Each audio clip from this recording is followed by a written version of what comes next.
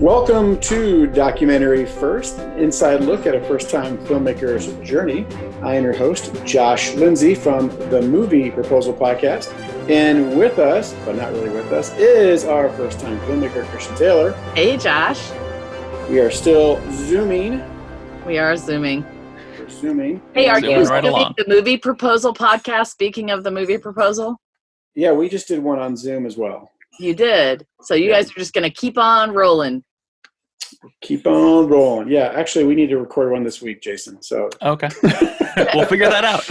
All right. So what movies did you talk about in the last one? Well, speaking of Movie Proposal, Jason, who's on the Movie Proposal, is with us. So hello, Jason Rugg. Hello. Hi, Hello. What did we do last time? Oh, Harriet, yeah. Harriet. Harriet Tubman. I'm interested in that movie. I'll have to listen to your podcast. You should watch the movie, and then you can listen to the podcast. Yes. Good idea. Did you like it? Give me a thumbs up or a thumbs down. I'll give you a thumbs almost all the way up. Like, it was definitely worth watching. Everyone should watch it. But it probably would have been better as like a series, like a mini series of sorts. It's just hard to really get to know her in a 90-minute film and do it justice. Yeah. Okay, so, good to know. But today we're not talking about Harriet or the Movie Proposal. We're talking about The Girl Who Wore Freedom and its first-time filmmaker who had some French people living with her who are no longer living with you. Oh, How did you know. So sad about that. I was surprised they're no longer with you because I didn't think they could leave. I was surprised too. I actually thought that they were going to be here, I don't know, indefinitely. I was kind of hoping that was the case. They had a visa to the end of April, and so they were safe here. We got back from South Carolina. I think we were pretty nervous. I didn't talk about how we got back, but I canceled my flight and didn't fly, and then drove home with Flavia and Thomas. And so one of the things that was the most difficult during that time was the day that I got there, the morning of the 13th, I found out that my mom had a stroke. Oh, no. And, yeah, it was a horrible, horrible thing. My mom is super young. Like, looks and acts 50, very physical. And she just had a stroke. So she was paralyzed on the left side of her body, and she has been in the hospital for the last 2 weeks. So I wanted to see her. So I canceled my flight. We rode with Flavia and Thomas to Tennessee, McMinnville, Tennessee, where my mom lives. And I got to see her for 3 hours, and then they locked the hospital down. So That was super hard. But I was very thankful for the chance to be able to see her at least once. And then we drove home the next day, and we were safe ensconced in our home, slathered in, hand sanitizer all the way home. And we thought for sure they would be here at least until the end of April. But I think France began really strongly encouraging everyone to come back, and they weren't sure if they stayed, if and when they could get back. So they did make it back. They're safe and sound and still helping us on the film. They've been incredible during this whole time, helping us with our rights and permissions and finding original film that was shot by the Signal Corps in the National Archives. So we're happy about that. And yeah, I mean, I think when we got back, we were still reeling from like, okay, well, what's this new world order that we're going to be living in? Are they going to go back? But we were still working. There is plenty of work still to do on this film. And now is a good time to do that for us. People often wonder, what does it look like to work on rights and clearances? I say it all the time. What does that mean? Well, we have a spreadsheet in Google Drive that has over 300 images and stills and video. And we have to demonstrate that every single one of those is either in the public domain, or we have a piece of paper from someone signing, giving us the rights to use it. That's true also for music that we have, a Life magazine cover and page that we have.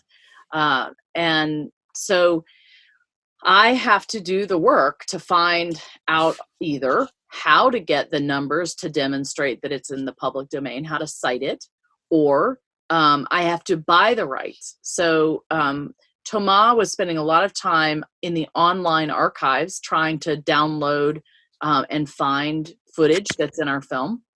It's like finding a needle in a haystack, but we made good progress. Flavi was taking all the documents and all the pictures and trying to get people to sign our releases. And that's hard when people don't want to answer their emails or things like that. The big success that we had last week is that Bill and I were continuing to edit, and we needed to get to where we were 100% picture locked in the story. Wait. Stop right there. You had told us you were picture locked, like, I feel like it was like months ago. Yes, that's true.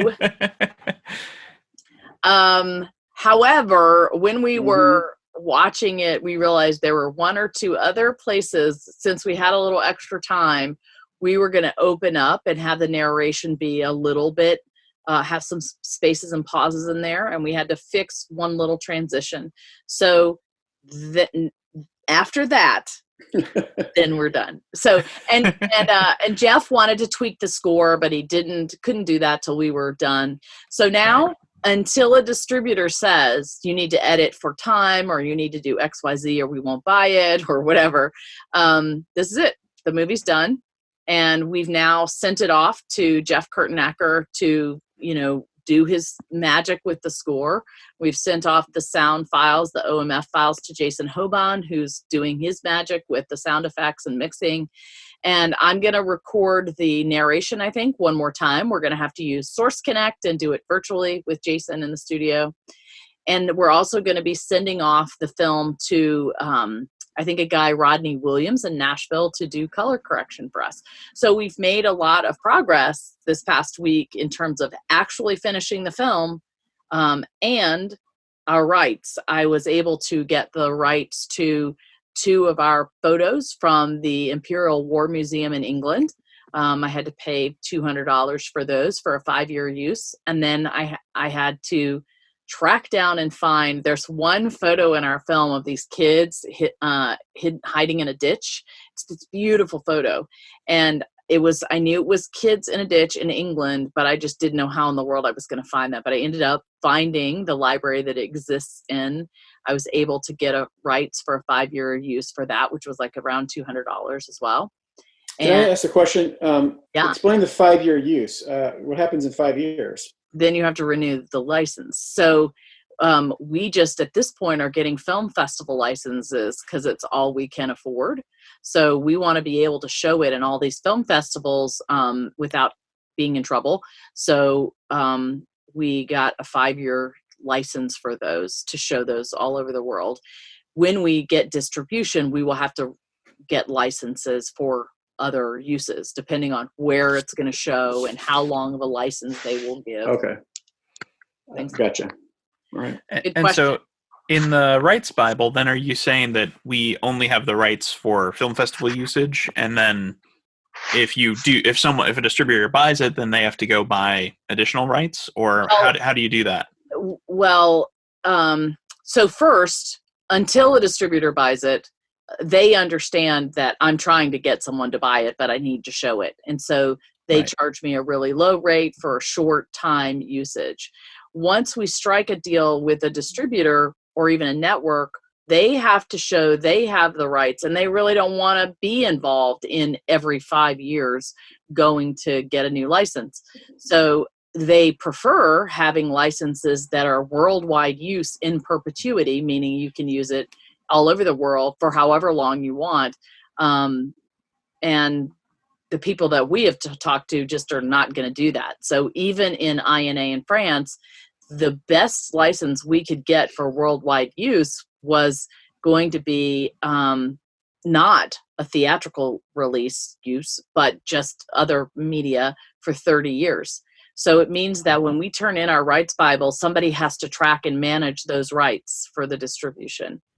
We will probably always have to be involved in that as well, because I don't anticipate selling this so that someone else owns it. I anticipate licensing the film so that a distributor can license it to end users. Okay. But I don't know.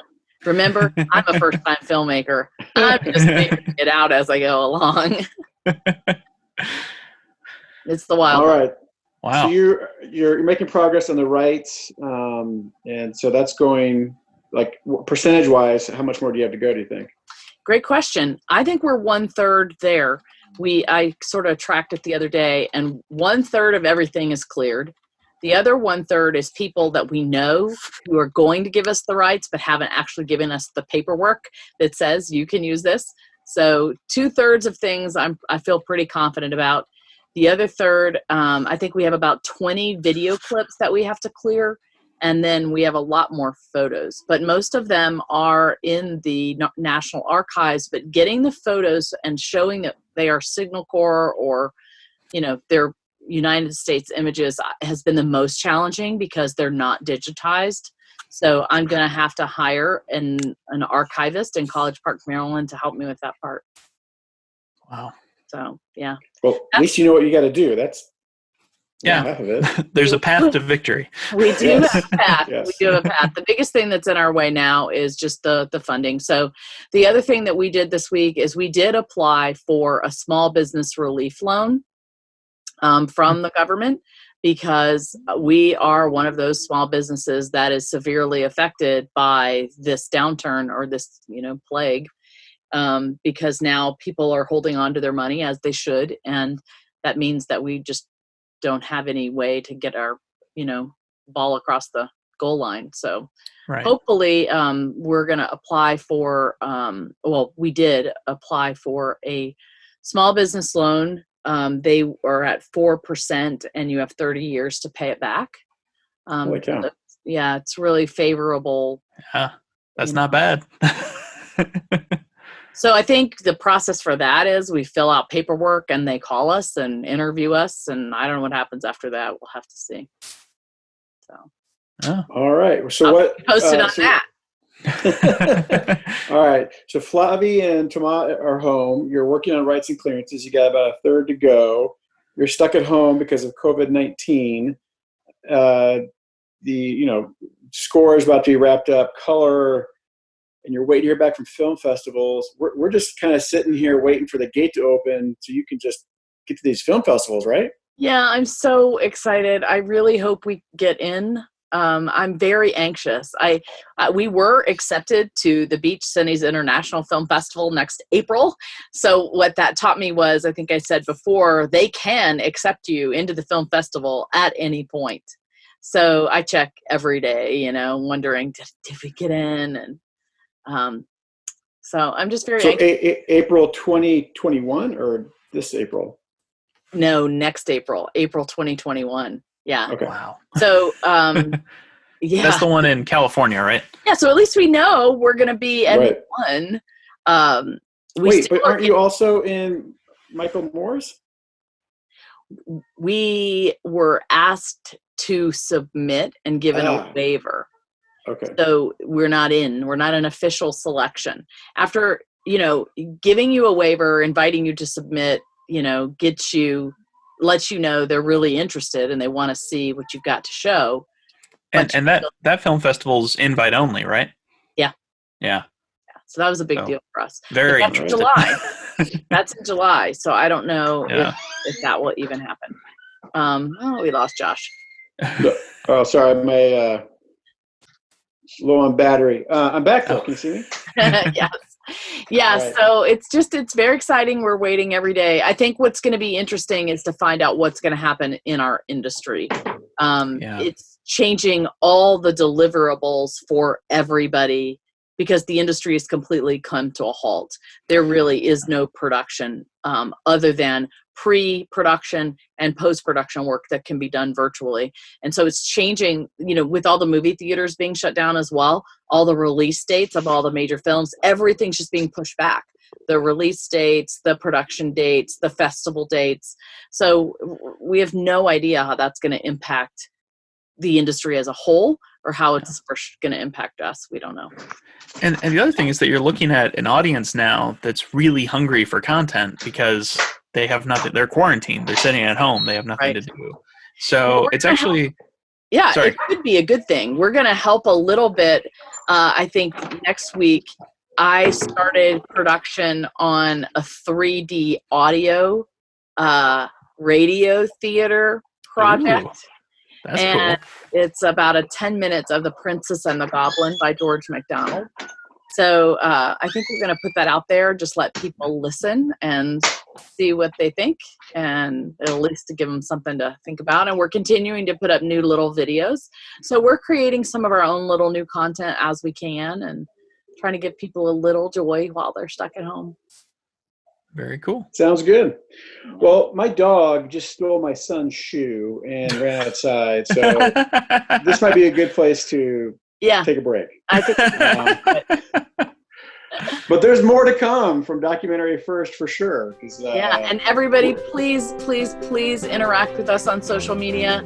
If you have any spare change to throw our way, we'd be most grateful.